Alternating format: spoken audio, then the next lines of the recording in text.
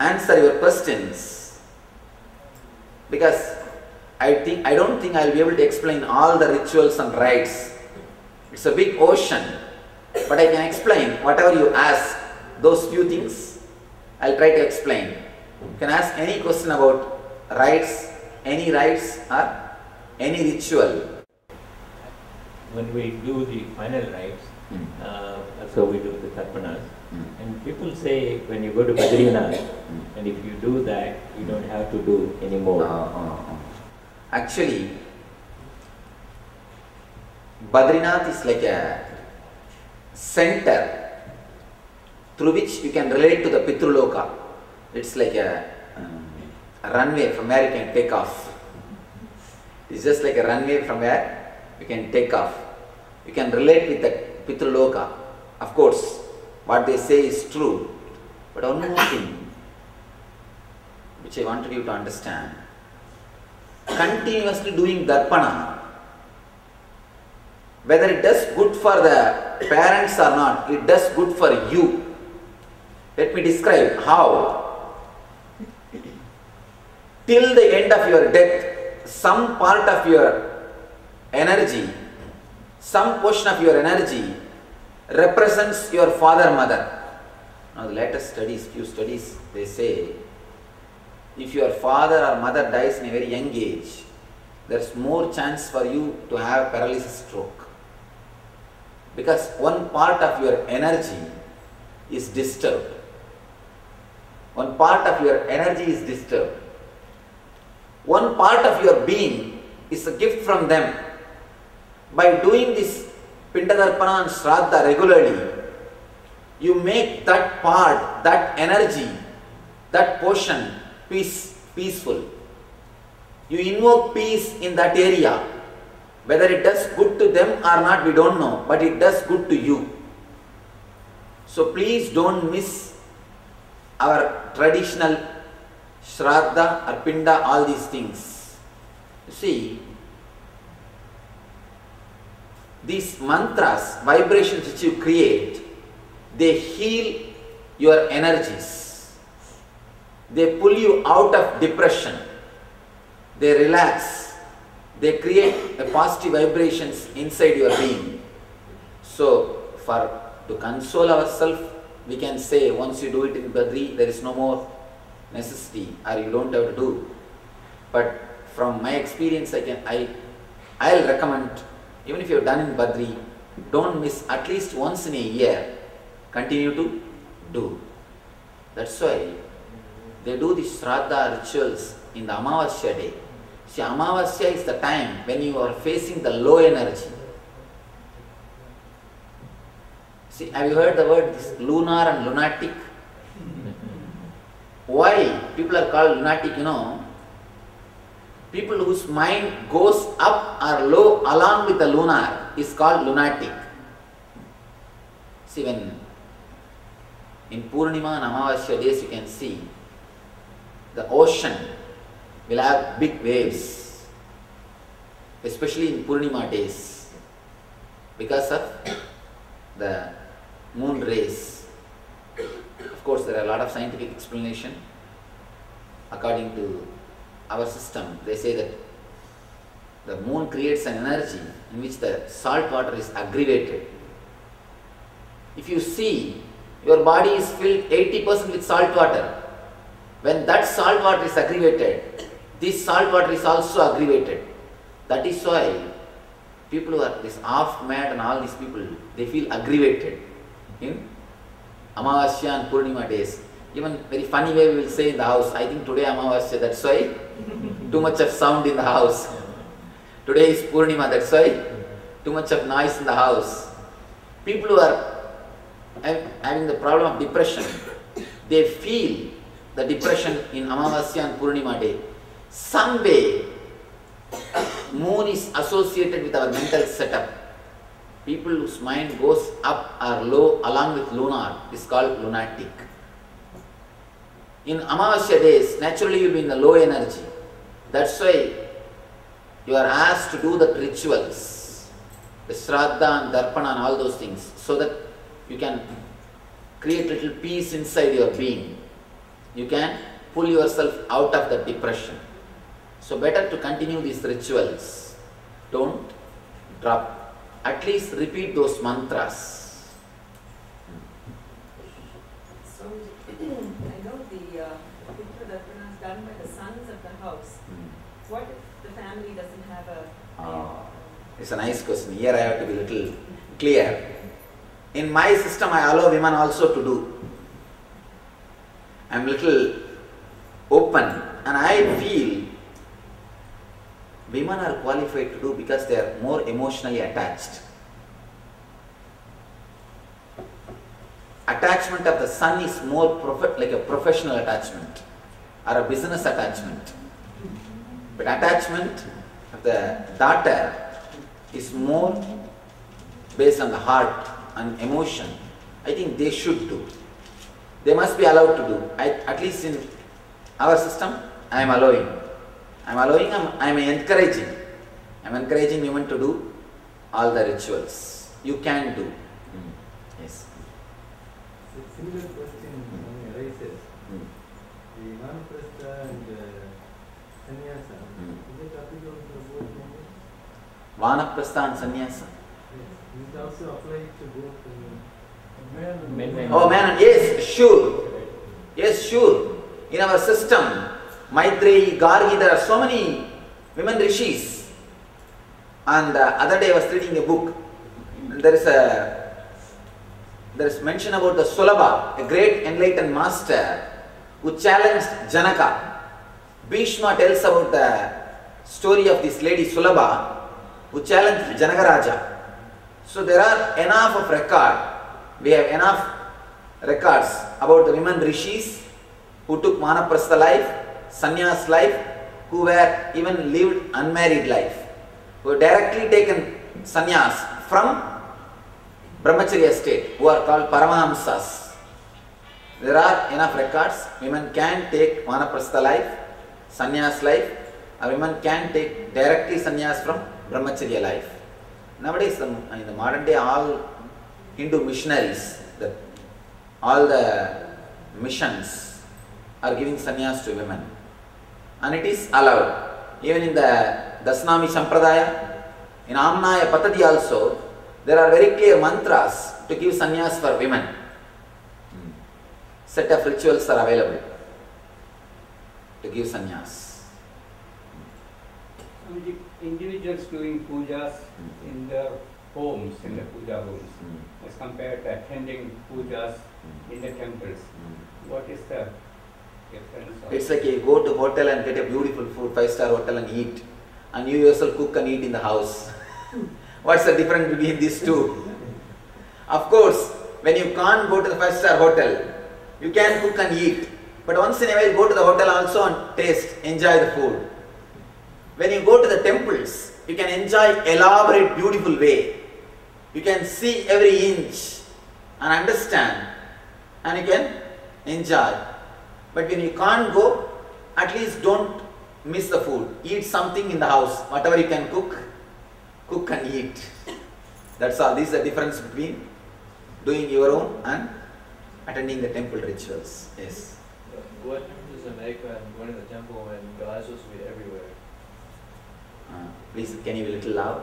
God is supposed to be everywhere, right? So what difference does it make when you go to the temple or that's nice. This idea that God is everywhere can become truth only after your realization.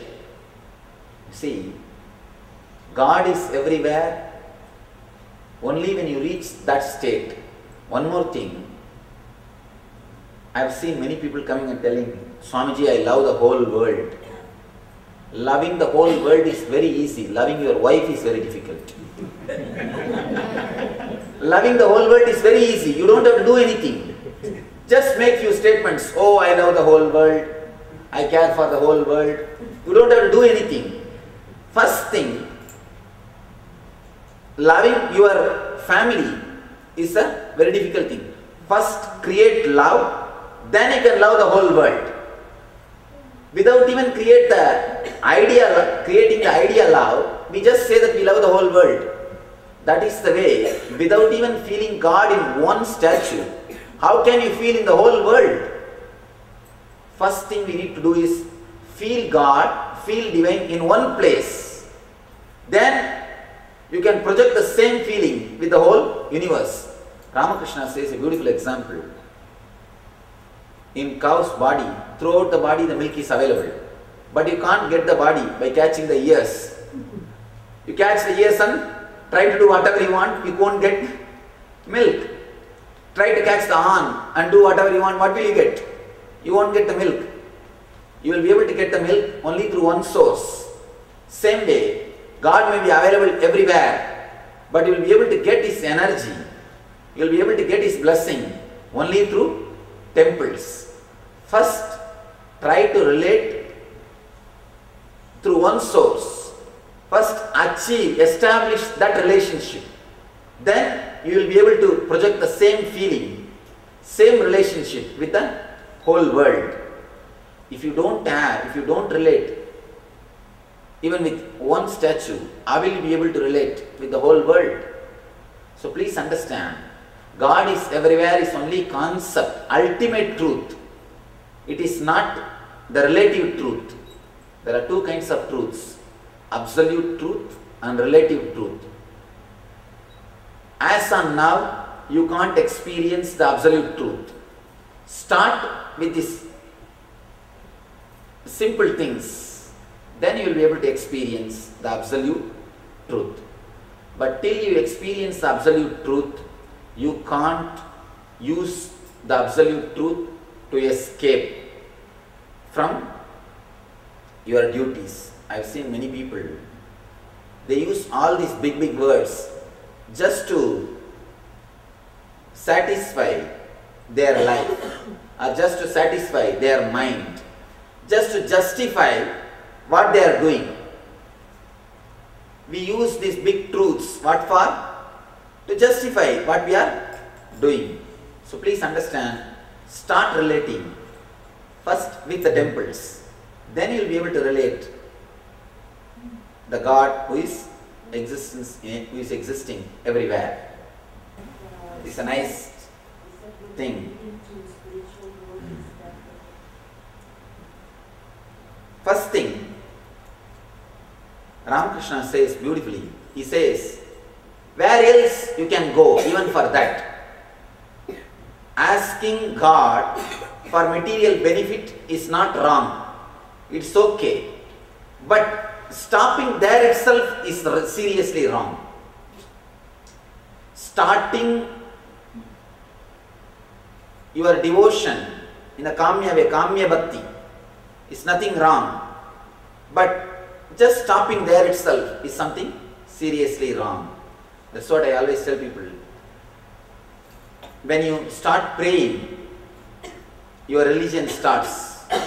But when you start giving your gratitude, your spirituality starts. With prayer, your religion starts.